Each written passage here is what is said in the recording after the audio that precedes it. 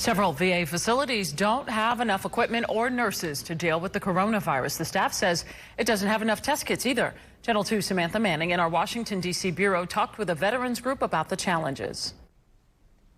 Inspectors made unannounced visits to find out how the VA is handling the pandemic.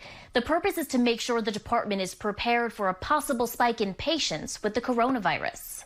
Investigators looked into nearly 240 VA facilities highlighted in this new report. There was two really alarming things, and that was the lack of supplies and the lack of personnel. I spoke with Jeremy Butler, the CEO of Iraq and Afghanistan Veterans of America, about the findings. It says 9 locations reported not having enough ICU nurses.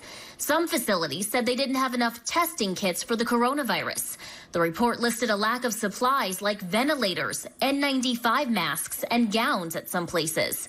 I questioned the VA secretary this week about concerns over equipment before this report was released. Every day we sit and we listen to the medical network directors across the country, and there are 18 of those.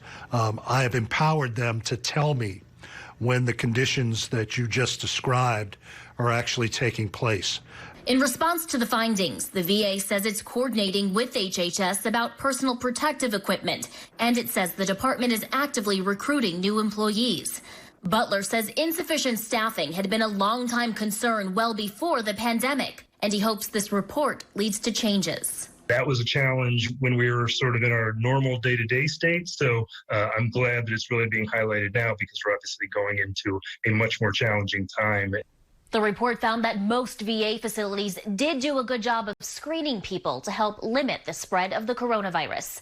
In Washington, Samantha Manning, Channel 2 Action.